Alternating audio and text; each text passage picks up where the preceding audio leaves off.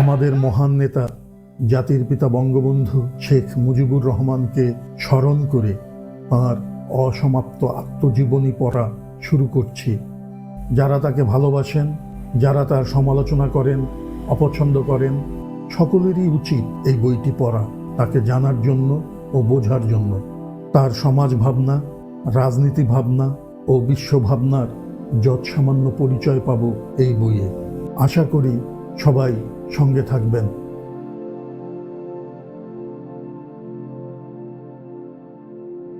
প্রায় 2 ঘন্টা জাহাজ ঘাটে বসে রইল।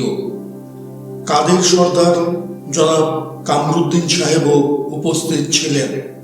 রাত 8টায় জেলা ম্যাজিস্ট্রেট ও ডিআইজি পুলিশ শহীদ সাহেবের হাতে একটা কাগজ দিলেন।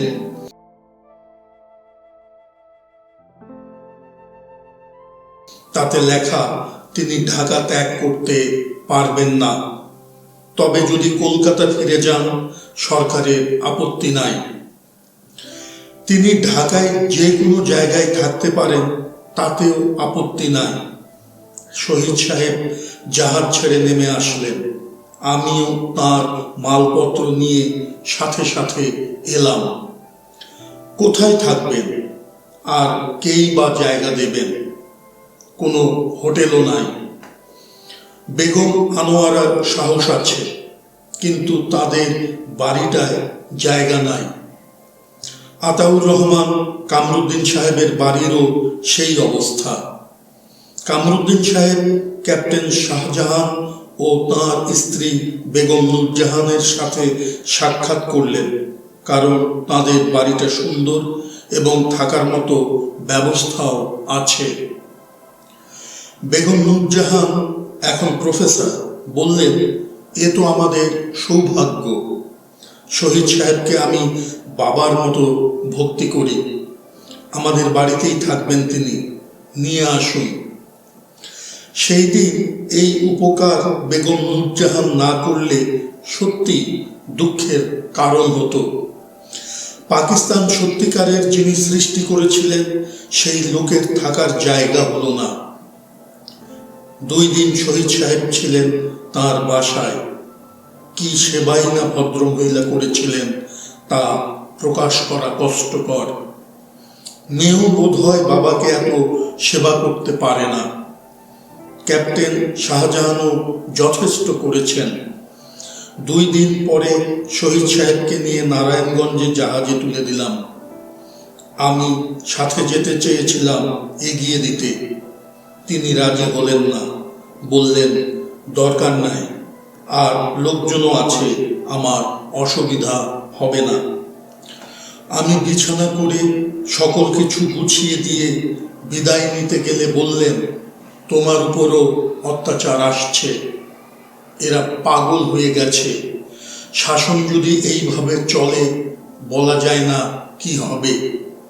আমি বললাম, স্যার চিন্তা করবেন না, অত্যাচার ও অবিচারের বিরুদ্ধে রুখে দাঁড়াবার শক্তি খোদা আমাকে দিয়েছেন, আর সে শিক্ষা আপনার কাছ থেকেই পেয়েছি। এই অত্যাচারের প্রতিবাদ করার মতো ক্ষমতা তখন আমাদের ছিল না, আর আমরা প্রস্তুত ছিলাম না। ছাত্ররা সামান্য প্রতিবাদ করেছিল, নেতৃত্ব দেওয়ার মতো কেউ আমাদের ছিল না। আমরা যদি ঝাঁপিয়ে পড়তাম, নিশ্চয়ই সাড়া পেতাম। জনসাধারণ শহীদ সাহেবকে ভালোবাসতেন। আমরা কয়েকজন প্রস্তাব করলে ঢাকার পুরানা নেতারা নিষেধ করলেন। আমরা ঢাকায় নতুন এসেছি, পরিচিত হতেও পারি নাই ভালোভাবে। মৌলানা ভাসানী ওই জাহাজে চলে গেলেন এবং সভায় যোগদান করেছিলেন।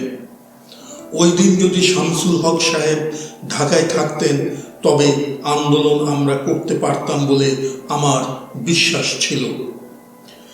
1948 সালের 11ই সেপ্টেম্বর মোহাম্মদ আলী জিন্নাহ মৃত্যুবরণ করেন এবং খাজা নাজিমুদ্দিনকে গভর্নর জেনারেল নিযুক্ত করা হয়। পূর্ব পাকিস্তানের প্রধানমন্ত্রী হলেন জনাব নুরুল আমিন সাহেব। এই সময়ও কিছু সংখ্যক এমএলএ শহীদ সাহেবকে পূর্ব বাংলায় এসে প্রধানমন্ত্রী হতে অনুরোধ করেছিলেন। তিনি রাজি হন নাই। গণপরিষদে একটা নতুন আইন পাশ করে শহীদ সাহেবকে গণপরিষদ থেকে বের করে দেওয়া হলো। আমি পূর্ব পাকিস্তান মুসলিম ছাত্রলীগ সংগঠনের দিকে নজর দিলাম। প্রায় সকল কলেজ ও স্কুলে প্রতিষ্ঠান গড়ে উঠল। বিভিন্ন জেলায়ও শক্তিশালী সংগঠন গড়ে উঠতে লাগল। সরকারি ছাত্র প্রতিষ্ঠানটি শুধু খবরের কাগজের মধ্যে বেঁচে রইল। ছাত্রলীগই সরকারের অন্যায় কাজের প্রতিবাদ ও সমালোচনা করেছিল। কোনো বিরুদ্ধ দল পাকিস্তানে না থাকায় সরকার গণতন্ত্রের পথ ছেড়ে একনায়কত্বের দিকে চলছিল। প্রধানমন্ত্রী জনাব লিয়াকত আলী খান সর্বময় ক্ষমতার মালিক হলেন। তিনি কোনো সমালোচনায় সহ্য করতে পারছিলেন না।